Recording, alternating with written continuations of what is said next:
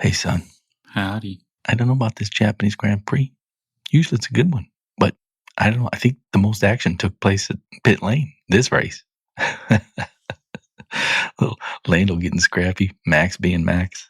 But man, some more excuses from McLaren on the strategy side. Something's going to happen there. Hamilton, not happy with the car. Though no Ferrari fan should be happy with that car. On the upside, the rookies just keep getting better. It's like 3 races in. They're all looking better. So maybe not Jack Doohan. There's no B team for Jack Doohan to go to, unfortunately. All right, you ready to go, son? I'm ready to go.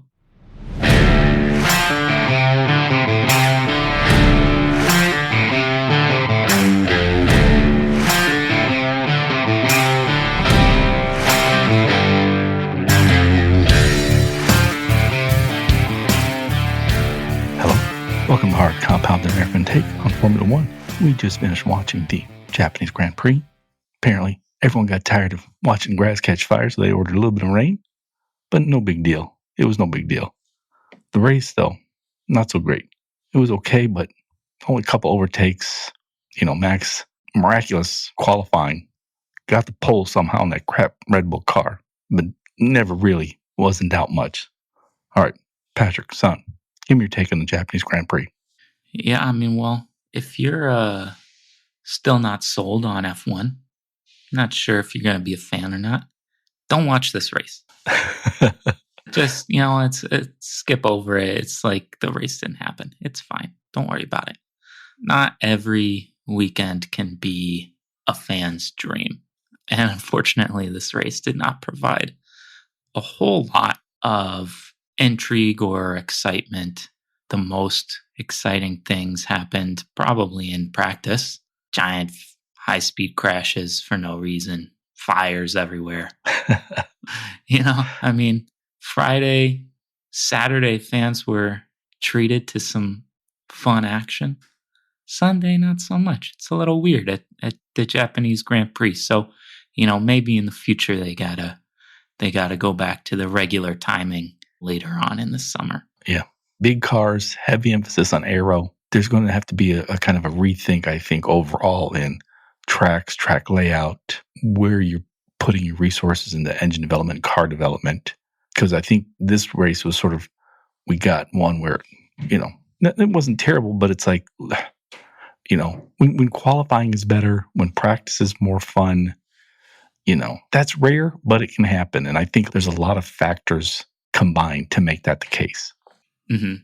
It felt a lot like a Monaco race almost, where as long as you qualify well, you'll do fine in the race. Yeah. But it's so challenging to pass, get the overtakes done unless you're so much faster than the car in front of you. So it just didn't result in too much action.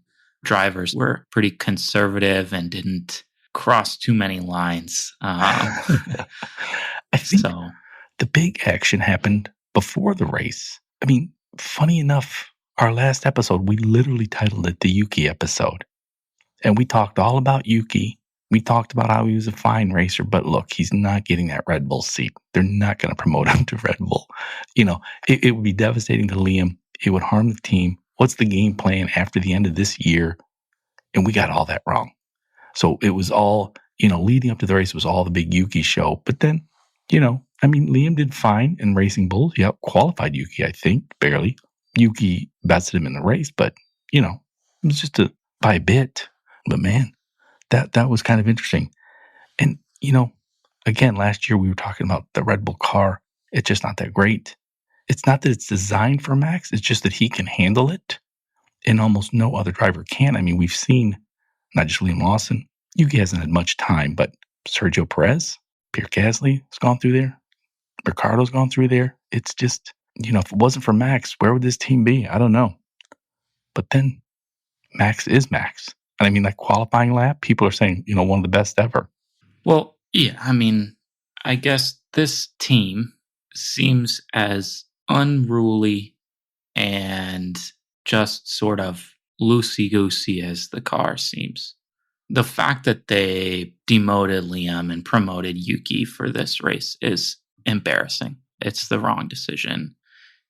They are making just ridiculous decisions. If you're going to do this, Yuki should have started the season at Red Bull. It's not like Liam so badly outperformed him at the end of last season after Ricciardo was given the boot that he clearly showed he deserved to be in that seat to begin with.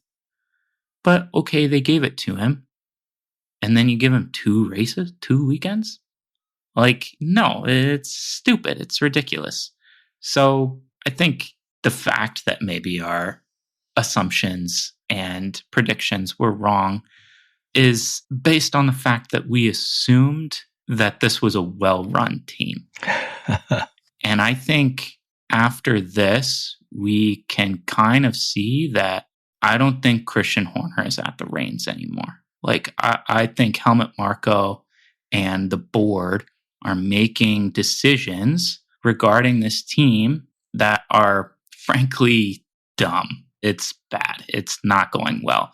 And you can see the only reason that they're even remotely in a position that's like better than Mercedes, Ferrari, the other teams around them, is because of Max. Yeah. I don't know. They need to figure that out. It's interesting because I was going to ask you, like, is he still in charge of this team? I'm not so sure. It doesn't seem like it. Does not seem like it. You're right. Because usually when we've seen driver promotions, demotions, whatever, they're rational. They come at a time that makes sense. Maybe it's big news, right? It always is. But this was just a gimmick. This was like, oh, this guy is driving so bad. Liam's driving so bad. And he should have already been, so much better, equal to Max or whatever. So we're just going to demote him and bring up a guy that we already passed over. You already passed over Yuki. Why are you bringing him up now? But let me challenge you on that. This is a gimmick idea because I don't know if it was last episode, but it was recently. I predicted Horner would be out by the end of this year. But there were 2 reasons for that. With the owner dying, there's now, the typical corporate HR management. And so he no longer has the free reign. It's no longer going to be a boys' club. All the fun is going to be sucked out of the team, especially when you add the salary cap, the spending cap, and so he can't keep all his top guys. The second part is it just eats him up. The guys like Total War for billionaires because they're part owners and team. So I predicted all those things together would lead him to leave the team and help start a new team where he's part owner. But I do think you're right in that he's lost a bit of control in the team. However, I'm almost wondering, a lot of people think, oh, Liam was the sacrificial lamb here. He got 2+ races, then he got booted. But I'm not wondering if, Yuki's the sacrificial lamb. I think they now realize, look, this car is so hard to handle. We put a lot of good drivers in this car. There's Ricciardo, there's Perez, Gasly, Albon. And they just can't get much out of it. Not like Max. For whatever reasons, Max is getting the best out of it. And I think they looked like, hey man, Liam's actually a pretty good driver. We don't want to wreck his career 3 races in. I don't know. The move screamed a bit of desperation and also a bit, as you're saying, as a gimmick. But I also think they're just thinking, this car is so bad, we just need some time. Otherwise, Liam, his F1 career would be done after this year. Well, it doesn't need to be. They control that, right? You can't leave him in that car and then not kick him out because you realize oh, actually he is good. This car is just challenging to handle. And he hasn't figured out the setup that he prefers yet. And all that kind of thing. I mean, Yuki didn't either. He was able to sort of get the car under control, but he was slow. He was out-qualified by Liam. He was fine in the race, sure, but at no point did he ever even sniff the points. I mean, I think, they have complete control over who their driver is, and they are just willy-nilly sort of promoting, demoting, whatever. At least in Albon and Gasly's case, right? They got 6 to 8 races apiece in that car. And then, so they demoted Albon or, got rid of him. Got rid of Albon, yeah. Demoted Gasly, right? Demoted Gasly, that's right. Because he was in there first. But regardless, they brought in Perez afterwards. And he had been long-time driver in F1, proven that he was a solid driver. And actually, when that team was fighting for championships, he was P2. I mean, last year was the first year this car in several years. Frankly, wasn't very good. And then he started to kind of struggle with it and struggle with the setup. And Max even did too, but Max is Max. I think, you can't really consider him too much in comparing drivers, right? Any single driver on the grid right now pales in comparison to him if they're at Red Bull, right? Lando Norris, the guy leading the championship. If he's in that second seat, guess what? Best he's doing is 8th place. Maybe. I don't know if that'll be his best, but yeah, I don't think he's going to be P2, P3, probably not even P4. But yeah, I get what you're saying. So, but speaking of Norris, Mr. Nice Guy, once again, kind of faltered. He let Max beat him in qualifying, and there's turmoil going on inside the team. I mean, you can see it bubbling up. I don't think Piastri had a legit chance of fighting Max, but he kind of alluded to it like, hey, man, you guys are holding me back. And I think he just did that just to put it out there. That's going to be fun. I mean, McLaren, they're the reigning champion. They got what everybody thinks is probably the fastest car so far this year. But, there's still no P1 there. And Oscar's like, I'm P1. And the team's like, no, we don't have a P1, but really Lando's our P1. But we don't have a P1, but it's Lando. It's got to be, from the team's perspective, you got to figure it out. You have to set this in stone now. You have to understand what your race strategy is going into the race.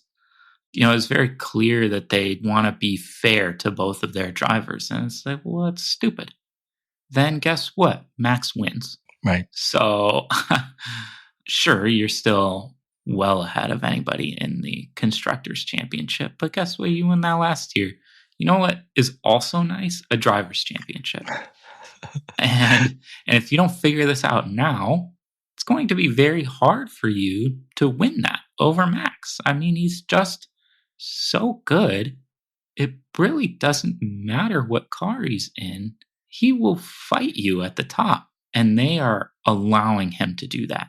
Now, speaking of not figuring it out, I said with much certainty that Mercedes McLaren would falter a bit, just a bit this year, that we'd see a resurgent Mercedes, which we might be still, and a even better Ferrari than last year.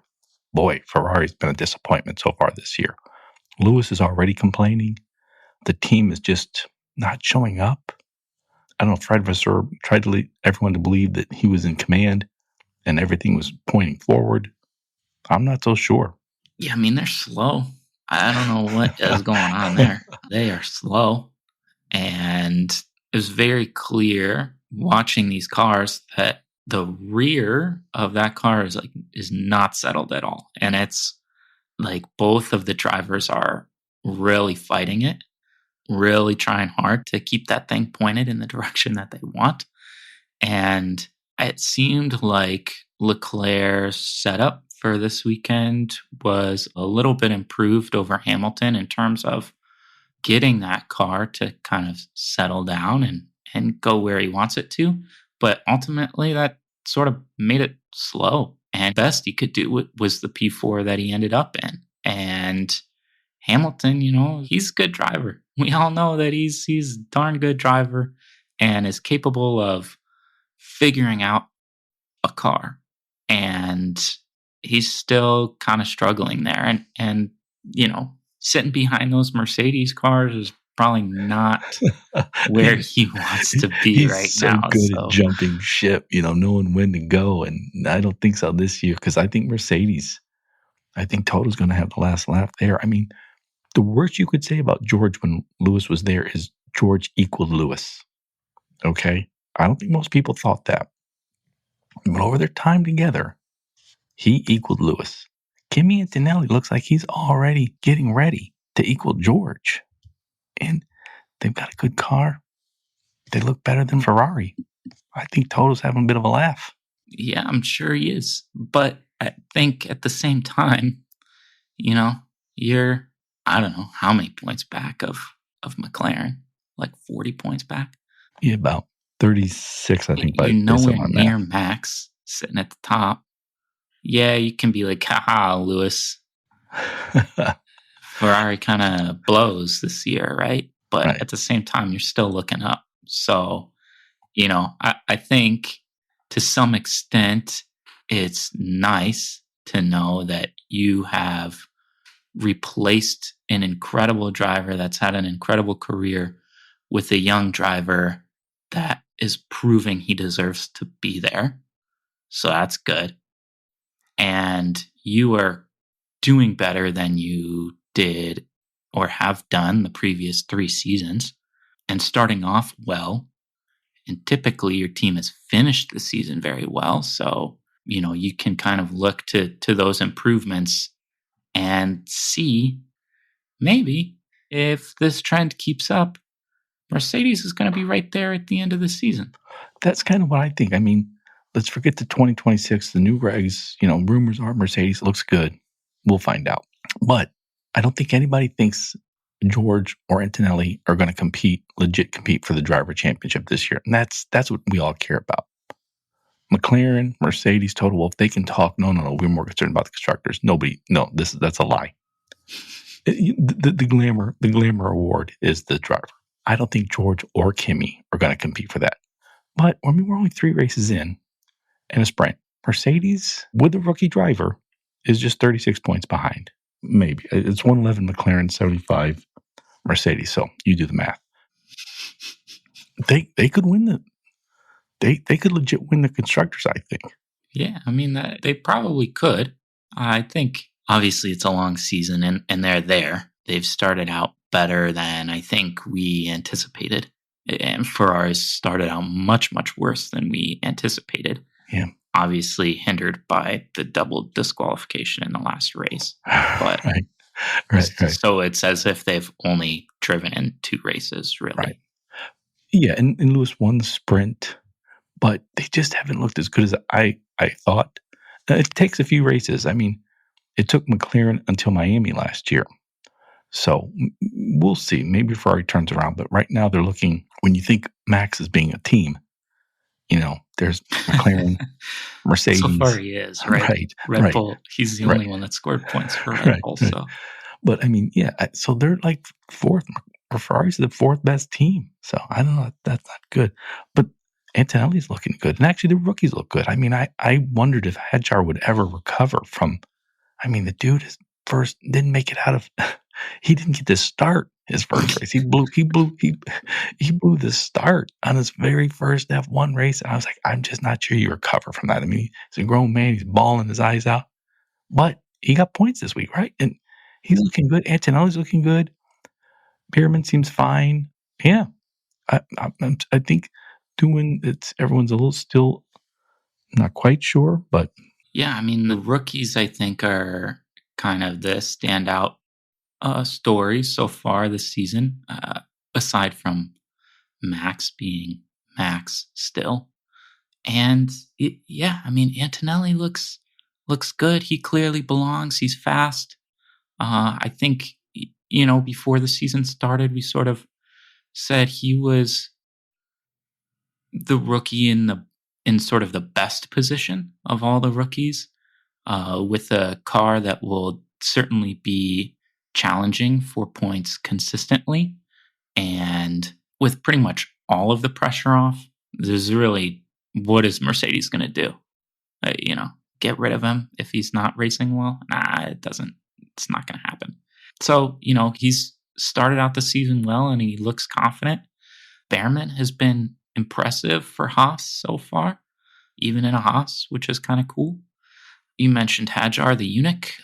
He had some seat belt issues this week that maybe were quite uncomfortable for him. Yeah, but you don't be the driver that badly.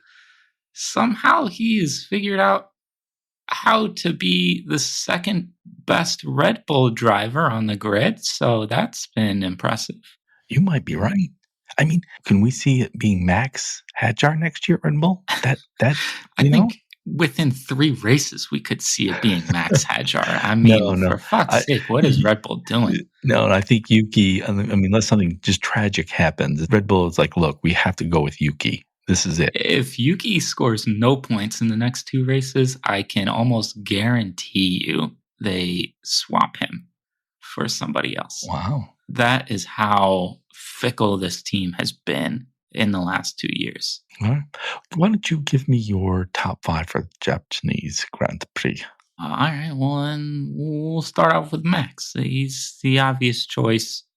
He's clearly better than everybody else. I mean, he's the best driver on the grid currently. He has been for many years. And yeah, could very well be the best driver ever. So it's pretty consistent that he's in the top 5. Next, I have second best Red Bull driver on the grid, Isaac Hadjar.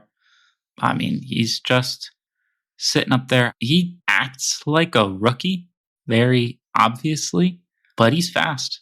So, when you're fast, I guess it doesn't matter so much. And like I said, I mean, when you go from what happened race 1 to getting points in race 3, right? I mean, it's just 3 races in. It seems like a longer season, but it's just 3 races in. I mean, that's pretty impressive. Yeah. I mean, he's looked pretty solid. I think he's going to have to grow up a little bit. I really, really don't think that you make a mistake and all of a sudden you get super down on yourself and you're, bawling your eyes out and that kind of thing. I think that's maybe not a great quality to have in an F1 driver, but he's been fast. He looks a little bit more comfortable in that car, and we'll see where the season takes us. But this was a good weekend for him. Then I have another rookie, Kimi Antonelli. I think he again looks to be gaining confidence and looks more comfortable in that car, and he also is just quick. He had a good qualifying. He, like you mentioned earlier, kind of almost looks like Russell's equal at this point. So a solid performance from him. And up into the top 5 in the driver standings. So that's pretty good for him. Then I've got Behrman, the third rookie. I mean, getting points for Haas is getting points for Haas. You're going to be in the top 5. So there you go. And he acts like an F1 driver. He's kind of carries himself that way. So yeah. Mm-hmm. And then lastly, I've got Albon. I think he had another solid race, solid performance, and he just, I don't know, that Williams has been much better to start this season than it's looked at any point in the last 7 years, maybe. Yeah. So pretty good to see. And quite frankly, if we're talking about Albon, I think, there's a lot of guys driving for new teams this season. Obviously, we talked about Hamilton earlier. But Sainz also is still struggling to kind of get his footing under him. I think he's got 1 point because he was promoted due to 3 DQs last race. Right. So if not for that, he'd have no points this season. I mean, It's tough to go from one team to another. I think it's going to take a few more races for some of these guys to really sort of figure it out. So I think you're right. I mean, 3 races in is not a lot, but he's a veteran driver. But it's Williams, and Williams has just been such a poor team for so long. So I'm not exactly sure yet just how good this car is. So Albon was angry, and I like an angry Albon. That was a fun part of this race. He was yelling at his team. Anybody that's angry while they're driving, I think is better. Right. So I think everybody's too nice, it seems like. And yeah, I think we need a little bit more energy, frustration, anger. It's all been too nice, too many handshakes, too much space given. I think as the season progresses, I'm hoping, we get some more fireworks just as the stakes rise a little bit. Yeah, that'd be nice. And, I heard a rumor that Red Bull reached out to Albon over the winter. My suspicion is Albon knew it was just a formality. They weren't serious. I think the combination of they weren't fully serious and him knowing what's it like inside that team, he was like, thank you, but no. But that, I could see Albon back in that seat. That'd be fun to watch. Mm. All right, but I generally agree with your top 5. Max, Hadjar, Kimi Antonelli, Alex Behrman, and Alex Albon. That's, 3 rookies in there. Nice. And Liam, it looks like some of the pressure's off, and he did, I think, fine. Nothing spectacular, nothing that wowed anybody, but it's like, okay, you survived.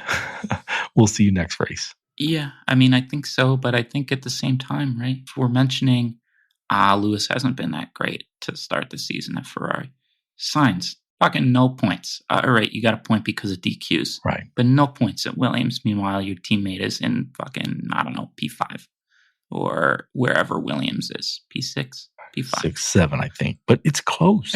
Like, you gave Liam Lawson, a rookie driver, 2 races? Yeah. And we're like, you suck. Get out of here. Yeah. I mean, come on. That's embarrassing. That's embarrassing team management right there. It's not good. But speaking of driver standings, I mean, Norris leads, as we expected, 62 points. But Max, in a car not as good as McLaren, 61.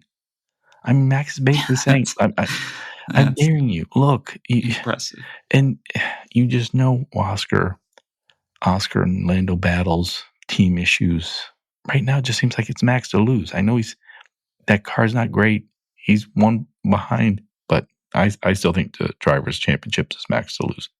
Then we got Piastri a bit further down at 49, Russell at 45, Antonelli at 30. Hey, rookie driver, though. Looks pretty good.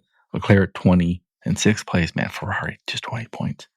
Albon at 18, which is good for Williams. I mean, Williams is still in there thanks to Albon. Similar, the constructors, McLaren at 111. They're still way ahead, but it's just 3 races in a sprint in. Mercedes 75, Red Bull 61, basically all Max. Ferrari 35. Oof. That was with Lewis winning a sprint. Damn. I don't know. Seems a bit of an indictment on, I don't say Lewis, but again, Fred Vasseur. I don't know. It's early in the season. 21 races to go, right? Plus a few more sprints, but still. Yeah, I mean, I think it's tough. Ferrari doesn't look good, but I mean, they have looked almost equal to Mercedes. I think they lost and Mercedes gained a lot of points due to those disqualifications that happened. And, that's 1/3 of the season so far, basically, right? So it does make a difference if you look at it that way. But realistically, the way Ferrari had a legit shot towards the end of season last year to win the constructors title and to come out and be so far off the pace and just look a little bit lost, and to have not just Lewis frustrated, but also Leclerc, a longtime Ferrari driver, frustrated with how the car is performing. I mean, that's not good. They need to figure this out, write it quickly. Yeah, especially when you think of, like you said, they just missed out on winning the constructors last year to McLaren. Things were looking better and brighter. And then you look at all the changes. I mean, they got the upgrade. They got Lewis Hamilton. They replaced Carlos Sainz with Lewis Hamilton. Mercedes had to bring in a rookie instead of Lewis. Red Bull got rid of the seasoned driver, Sergio, brought in a rookie. They looked primed, but so far, I've been disappointed.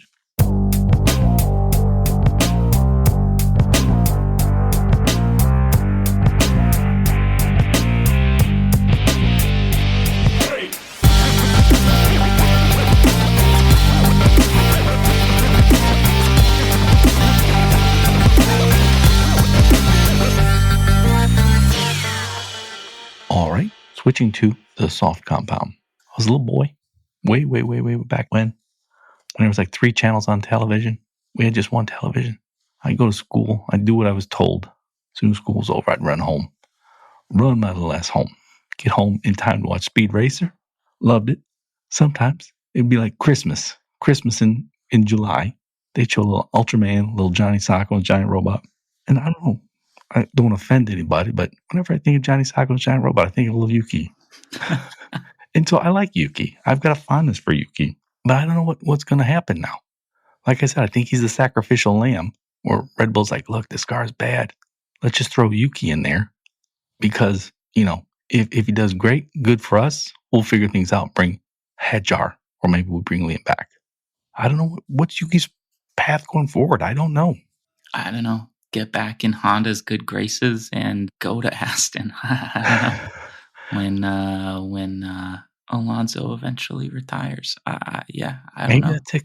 Because next year, I mean, man, what a turnaround for Honda. When Alonso, the FP3 engine, I forget the quote, but oof. And he was right. Everybody gets mad at him, but they were mad at him because he was right. That was a crap engine. And several years later, boom, they're winning races. Red Bull with Max. He loves Honda. All the rumors of Max maybe going to Aston. Honda will be with Aston next year, right? I believe so. And that's the only team they'll have. Yeah. And it's not like Stroll, the owner's son, is leaving. Maybe Alonso does leave, but I don't think he'll leave at the end of this year now. I did before, but I think he just loves the challenge. He loves racing so much. Yet another engine, another set of regulations. Yeah, you may be right. Yuki goes there, but he has to sort of be the reserve driver until Alonso leaves. Yeah, I don't know. I think because of that season with Alonso at McLaren, I am pretty sure that I read somewhere that Alonso had more DNFs/DNSs that season than Lewis Hamilton has had in his entire career. It's pretty outrageous. That was like 2017 or something. Poor, yeah, the reliability on that car, it was just a mess. It was. So when you think of that, also quite the turnaround for McLaren in this 7-8 years since they've really kind of figured it out and righted the ship. So that's good to see too. It is. And, they'll be with Aston, one team, but I mean, they just seem to be getting better, the sort of continuous improvement, which is great to see. But yeah, I'm not sure where Yuki goes because if he fails at Red Bull, I don't think they bring him.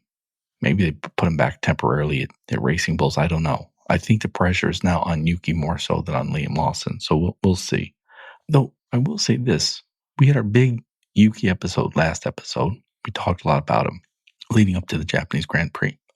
Then Red Bull made their shock announcement where we're going to put him in the seat. After 2 races, we're demoting Liam Lawson. Now, I get F1 TV, and I wanted to listen in on this. I want to get people's thoughts about this. I wanted to hear what former drivers said. I want to hear what people in the paddock said. I want to hear what the analysts said. And there was almost nothing. Like, I don't think the European mind can comprehend this, but here in America, we have these things called podcasts. And you're listening to one right now. You're listening to one right now. But like the NFL, for example, has Rich Eisen. He does a podcast every day. Major League Baseball has podcasts where they just sit the guy down and they put a mic in front of him and they put a camera on him. He just talks for hours every day. He has guests on, and it's basically just going over all the news, no matter how mundane or how big it is in the sport. And I'm like, why doesn't F1 TV have that? I really like Julian Palmer as far as race commentary goes. I mean, the pre-race show, Sky would always have Martin Brundle. He's great. Danica Patrick, she's hot. And, but for actual race coverage, Julian Palmer does a good job of giving the real-time analysis. Maybe just have him, just sit him down. He's in a chair. He's got a chair next to him. Brings people in. They just talk. What's the news of the day in F1? That's what we need, Patrick. Yeah, I mean, I agree. I think just a daily chit-chat about F1, what's going on, all kinds of different things, different topics. You could have, a guy like Ricardo sitting there with you. He's, goofy and kind of fun and people like him. So there you go. Right. It doesn't have to be anything special. Have Europeans see if they can get the NFL network. Just bootleg it. And just like the Rich Eisen show. He just talks for hours every day, just sort of the regular news, what's happening in the sport. But you mentioned Daniel Ricciardo. I was thinking, what would be a legit Red Bull team that you could actually put together from available former Red Bull drivers, like Nick DeVries, Danny Kvyat, Ricciardo's still available, Sergio Perez is still available. I mean, that's a good topic, I think. Bottas. No, he went to Mercedes, right? Yeah. So, I mean, who's available that was like a Red Bull guy? I would surprise everybody. I would take Ricciardo because he's fun and he can handle that pressure. And Nick DeVries. He never got a good shot, but I think he could. I think he'd be okay with that car. Sergio Perez, I think his time's passed. Kvyat, I think his time has passed. They're available. They're still driving, but I don't know. Yeah, I don't know. That seems reasonable. It's an interesting question to ponder. I don't know.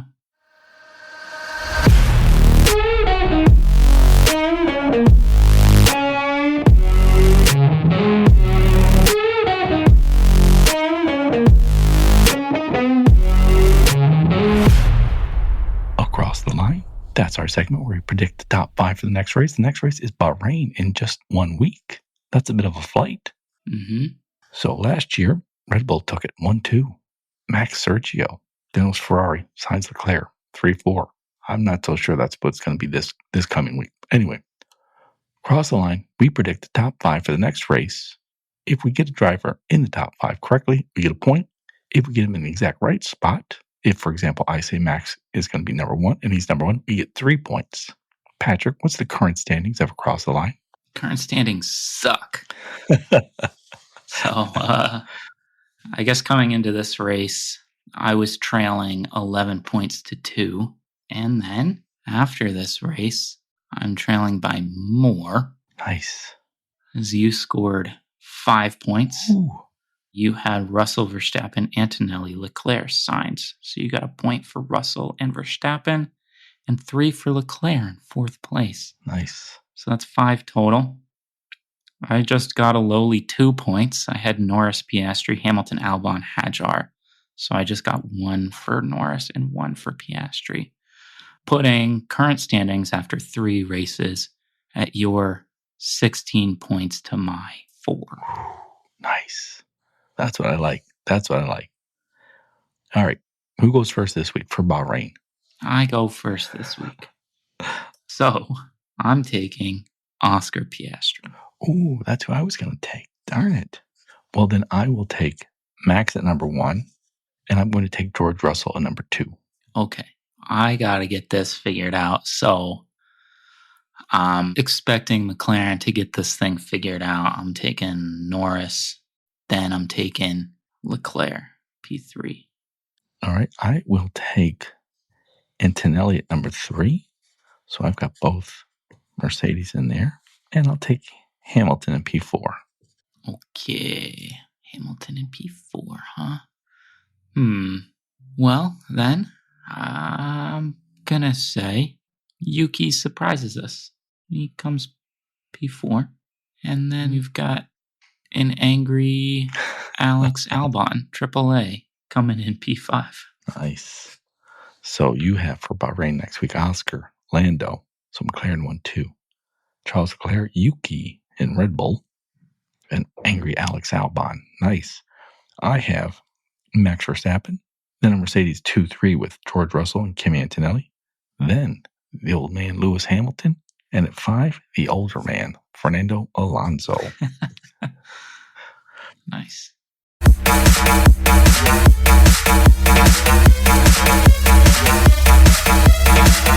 Any crazy prediction, Patrick?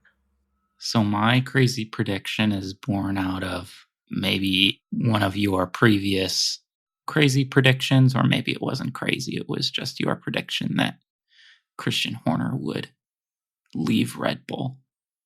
But I think he does leave Red Bull and becomes the team principal for Cadillac when they join. That would be good. I'd like to see Christian Horner with Cadillac. That would be a good one. Mine, I sort of touched on already. F1 2026. Hard to believe. It'll be 2026 in less than a year. But F1 2026, Isaac Hadjar will be racing for Red Bull. Yuki Tsunoda will not be in F1 as a driver. Wow. All right. I want to thank you all for listening to everybody's most beloved father and son F1 podcast. It is much appreciated, and we are lights out. See ya. Thanks for listening.